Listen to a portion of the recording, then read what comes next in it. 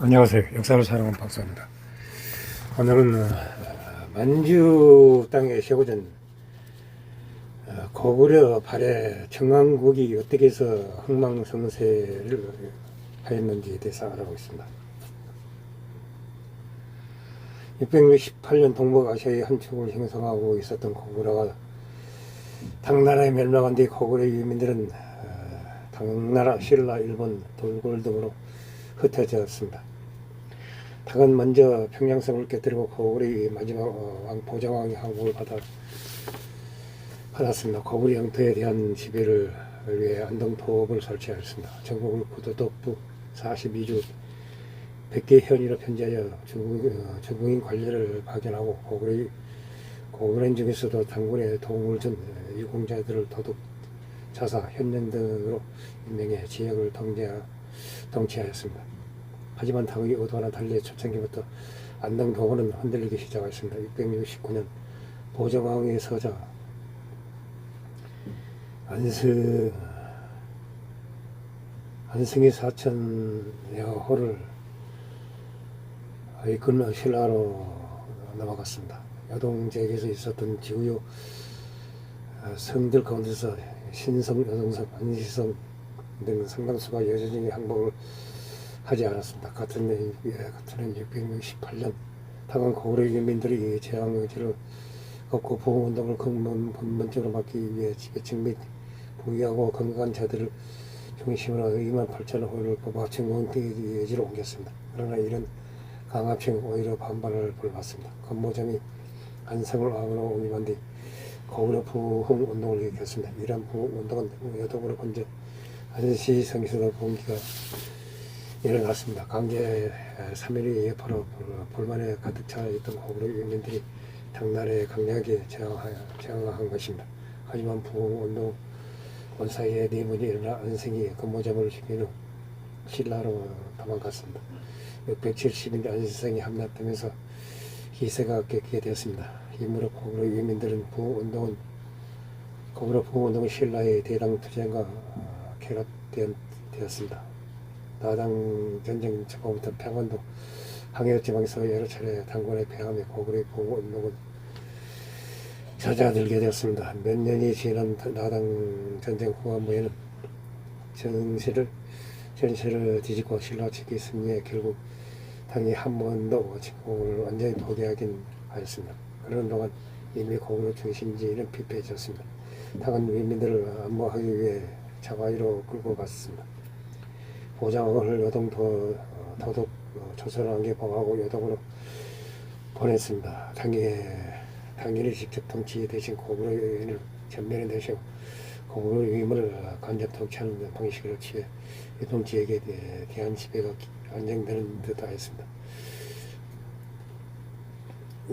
남생이 679년 정월 29일 안동부 간사에서 태어나 죽었습니다. 보정왕이 680년 당의 의도와 달리 말걸 적고 공부에 복국을 도모하는 등 고구려 유민 통치가 다시 불안정하게 되었습니다. 한편 안동도읍 지역에 남아 있었던 고구려 유민들 가운데 많은 사람들은 당의 지배를 거부하고 신라 돌굴 일본 동만루 일대로 갔습니다. 이동하였습니다. 이 때문에 안동도읍 근처에 가난한 자만이 남고 고구려 정치와 문화의 중심지였던 평양과 여동 일대는 화가른 지역으로 전락하게 되었습니다. 677년 여동성에서 신성으로 옮겨진 안동도읍 역시 690년 근원적사 이진총이 난을 겪으면서 돌밭으로 변해버렸습니다. 안동도읍은 690을 안동도읍으로 격화되고 704년 다시 안동도읍을 설치했으나 고구려 땅에 대한 당의 지배는 맞는 시행착오를 걷고 변화를 거듭해야 하였습니다. 희정 온전하고 확고한 통치를 실현하지 못하였습니다. 하지만 고구려 멸망 후 30년이 지난 후에야 혈해가 변방지역인 동만주 지역에서 비로소 건국되었습니다. 이를 보면 고구려 핵심 지배 세력과 동중심 지역에 대해서는 어느 정도의 억압책이 성공했다고 볼 수 있습니다. 이는 고구려의 부흥을 막기 위해 당의 강제 이주 정책은 실시한 덕분입니다. 2만 8천여가 중국 내지로 강제 이주를 당했을 때 이들은 항무지로 옮겨졌습니다. 고구려인들은 특히 강연 생활용 바탕으로 항무지를 삼의 터지로 만들었습니다. 오늘 당 조직에서는 가장 훌륭한 북성민 정책의 일을 거론하였습니다. 북국 통합을 불가능하게 하는 동시에 빈털을 채워 지역 개발도 하게 되는 등 당으로서는 이중 효과를 봤습니다. 고구려 이민의 강인한 정신력과 우선 체력 등을 바탕으로 이루어가는 일이었지만 결국 유민들이 시장을 담보한 것이었습니다. 이처럼 고구려에 멀떨어진 당나라의 변경은 각주로 흩어진 유민들은 고구려 부흥을 꿈도 못한 채 살아남는 것 자체가 목표가 되었습니다. 이들은 3세대, 4세대로 내려가면서 고구려인으로서 정체성을 상실하고 말았습니다. 멸망 후 신라로 기입한 고구려 유민들도 많았습니다. 신라는 고구려 유민들을 금마저 익산에 한차고 670년 8월 안성을 고구려 왕으로 하였습니다. 금마저의 고구려 왕은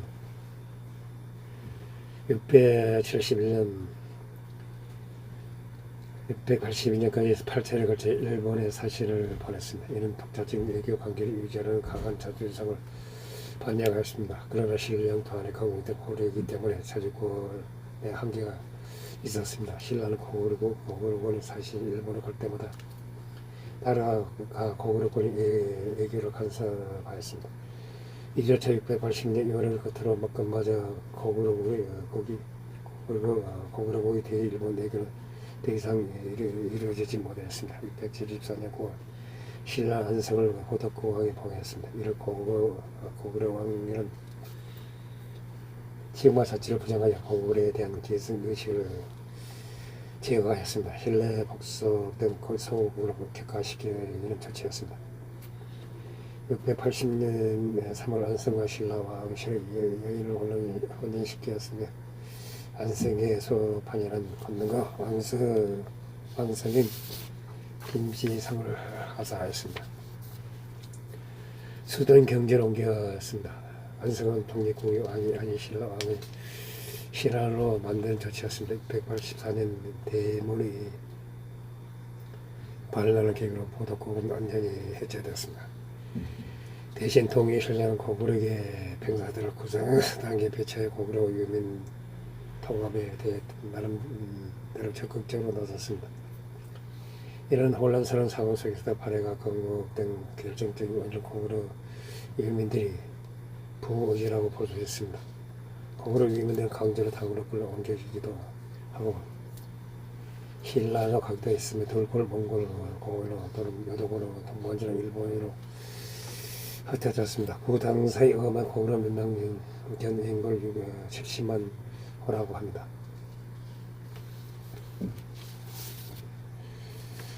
순서 고구려인들은 70만 명가량으로 잡고 이들이 모두 끌려갔다는 식으로 예고하고 하였습니다. 그 당시 당은 측정부가 실권을 장악하면서 내치에 전념하여 안정을 도모하였습니다. 외부 팽창이나 이민족 견제에는 소극적이었습니다. 이런 여러 국제정세의 요인들과 고구려 유민들이 부지가 있었기에 발해 건국이 가능한 것입니다. 그 후 670년 나당 전쟁의 신라가 이기에 고구려 남부는 신라에 편입되고 평양에 있었던 안동도는 여동으로 옮겨갔습니다. 그러나 여동 지방의 고구려 유민들은 당나라에 대한 저항을 계속하였고 이에 당나라 고구려 유민이 6만 8천여를 강제 이주시켰습니다. 이때 발해를 거부한 대정과 걸걸 중상 부자도 고구려 유력층으로 분류되어 영주로 끌려가게 되었습니다. 다만 죽음 내지로 끌려간 것이 아니라 여동 인근이 요소로 끌려갔다는 점에서 의외로 초기에는 당에 협조적이었을 수도 있었다는 주장이 있습니다. 당시 영주는 동나라가 동북방의 이민족을 제어하기 위한 전쟁 기지로 운영한 전략 도시였습니다. 이곳에는 고구려 유민을 비롯하여 말가린 카라인 등 다수의 민족이 직결되어 있었습니다. 이들은 당이 약화되면 언제든지 발해를 일으킬 수 있는 상태였습니다. 696년 5월 마침내 카라인 이진층과 3만 명이 영주사도 조문회를 조문회를 죽이고 발언을 일으켰습니다. 이를 이진층이 나이라고 합니다. 이 틈을 타서 고구려 장군 출신인 걸거중성과 그의 아들 대제용은 영주에서 고구려 부운동을 위해 만든 영주 성방 고구려라는 군사 조직의 지원과 함께 고구려 유민 말가인과 함께 영주를 빠져나옵니다. 이때 여동의 고구려 유민까지 합학회하여 전쟁의 피해를 걷지 않았던 만주 동부 지역으로 이동합니다. 이 이동 중 걸거중성이 죽었습니다. 그가 이끌던 무리를 대제영이 이웃받아 대제영 추격에 오는 이 해고의 당나라군을 천문년 전투에서 거기에 무찔러 버립니다. 그 뒤에 만주 동북부에 남아있던 고구려 유민과 마르가이를 귀화하여 698년 길림성 도라현 동원이 동원산에서 나라를 세웁니다. 이중청의 난이 발해의 건국에 결정적인 요인이 되었습니다. 국제 정세와 역사적인 흐름 그리고 고구려의 부운동을 봤을 때 언제든지 발해 건국 씨앗이 될 수 있는 요인이 있었습니다. 이처럼 고구려 유민들이 건국의 기정사실되고 요소 지역에 대한 돌고 가는 해등의 염려으로 유역과 만일 때 대한 지배가 사실상 어려지만 영국의 경계를 실질적으로 돌고를 지배하여 들어가게 되었습니다. 당나라에서는 대제국을 발해 권왕으로 책봉한 이래 당나라와의 외교 관계에는 발해를 정식 국보로 사용하였습니다. 발해의 명칭에는 행정구역인 유주 발해군이고 지금도 발해라고 부르는 바다에서 따온 이름입니다. 이후 당나라 외교 관계가 계속되면서 문항때인 762년부터 당나라는 발해국왕으로 높여졌습니다. 대조영 당시에는 국토가 발해와 접하지 않았고 그 위치도 이유도 발해군과는 전혀 상관이 없음에도 불구하고 당나라에서 이제서 발해국왕으로 책봉한 것인지 의문스러운 부분이 있습니다. 고구려 왕족 출신의 유민들마저 고시 가운데 가장 유명한 발해고시를 자칭하는 지경에 이르렀고 당나라 입장에서는 고구려 개성 의식을 표방하는 대제영 세력이 고려를 부활시킨 것으로 직접 인정하기는 어려졌기에 대제영에게 고구려 왕족들이 지쳐하고 있는 발해고시 분가격으로 발해 대시를 사상하여 발해 공간으로 책봉한 것으로 보입니다. 발해 모항이 이번에 관련 국사에서도 고구려의 영토를 회복하였다라고 하여 대외적으로 고구려 계승자를 자처했음을 확인되고 있습니다. 이와 같게도 1910년대에 발견된 도라문서 가운데서 786년 848년 사이에 작성된 것으로 추정되는 기록에서 준리인들이 겨울이라고 부른 나라라고 전하는데 이런 서역 측에서 발해를 고려를 파하고 있던 사례로 여겨지고 있습니다. 일각에서는 이 설명을 근거로 당나라에서 발해를 고려라고 불렀다고 주장합니다. 하지만 소일본기에서는 발해가 스스로 고려를 자처하고 일본에서 이를 인정하며 고려로 부른 것은 759년, 763년 사이로 보입니다. 그 위에 778년 12월 발해 사실을 맞이해서 임시 관직을 고려 객사로 지칭한 것을 마지막으로 더 이상 고려로 칭하는 사례가 없습니다. 앞서 살펴본 문항 이 스스로 고려 국왕을 칭하기 전에 스스로 발해 왕으로 칭했던 사례가 있습니다. 그의 발해의 사실은 발해군 왕사나 발해사 등으로 꾸준히 지칭되고 있습니다. 일본에서는 발해에 관해는 사신작시 발해사라고 지칭되고 있습니다. 정식 사실이 아닌 사람이 내주에 있을 경우에도 발해로 표기하였습니다. 920년 가란종 연나라가 발해의 상경 영첩을 공격하여 발해를 멸망시켜 그 자리에 동당국이라는 계력을 세웠습니다.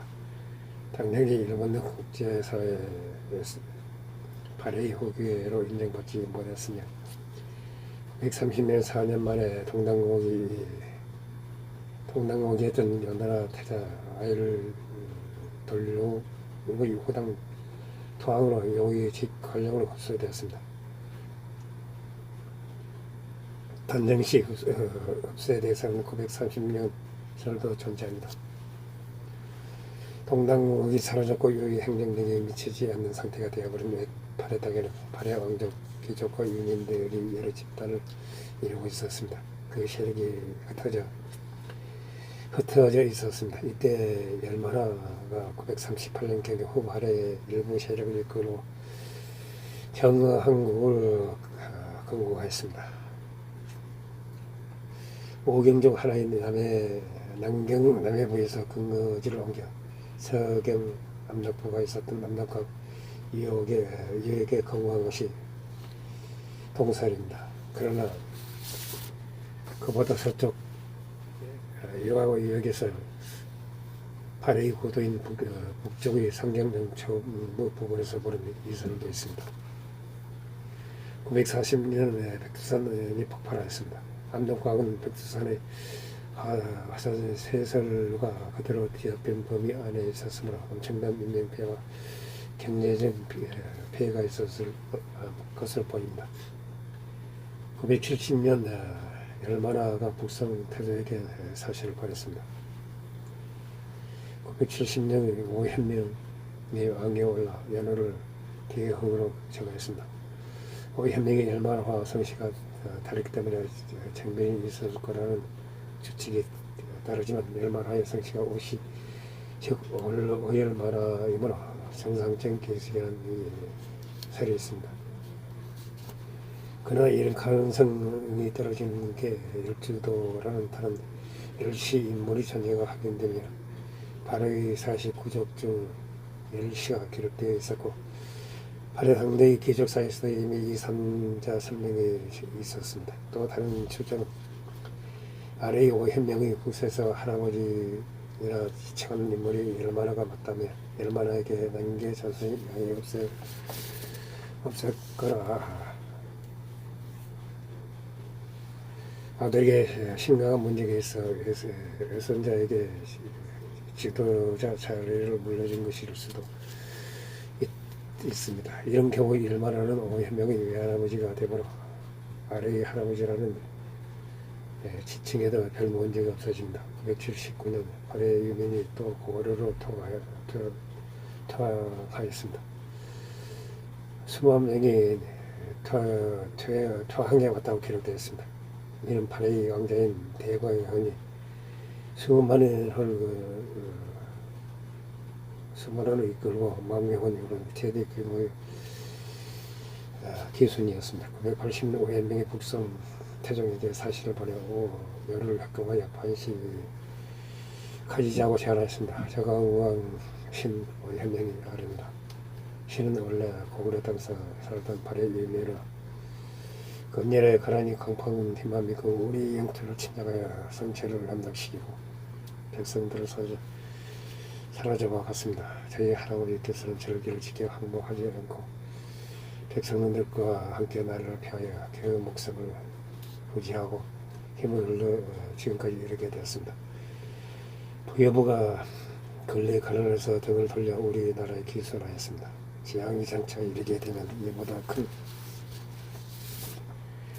것이 없을 것입니다. 그러므로 마땅히 천자인 조정으로부터 비밀 계획을 듣고 정리의 군사를 건드리고 가는 토부를 돕고자 합니다. 기필코 원수를 갖고 싶습니다. 감히 명령을 거역하는 일은 없을 것입니다. 정한국 신 오현명은 진실로 간절히 원하며 상강호기를 수입니다. 하지만 북송은 사활을 견제하는데 정신이 없었습니다. 여인은 오히려 밀리는 행세였습니다. 983년, 984년 결국 여가 정왕국을 돌아갔습니다. 고려가 정왕국을 도왔다는 기록은 없습니다. 고구려의 개성국을 자처한 고려이긴 하지만 명문도 동포에도 이해관계가 앞선 것으로 보입니다. 고구려의 후계인 발해의 후신 정왕국은 잠재적으로 고려에 맞서 고구려의 정통성을 다툴 소지가 있었을 테고, 무엇보다도 현실적으로 소국인 정왕국을 돕고자 백성국인 면화를 추적으로 돌리는 것은 부담스러운 일이었습니다. 게다가 당시 고구려는 2대 해전부터 4대 강대까지 호적 세력까지 치열한 내분이 있었습니다. 겨우 정리하고 행정체계를 경비한 수제자 그저 얼마나 실질적인 도움을 줄 수 있는지 의문입니다.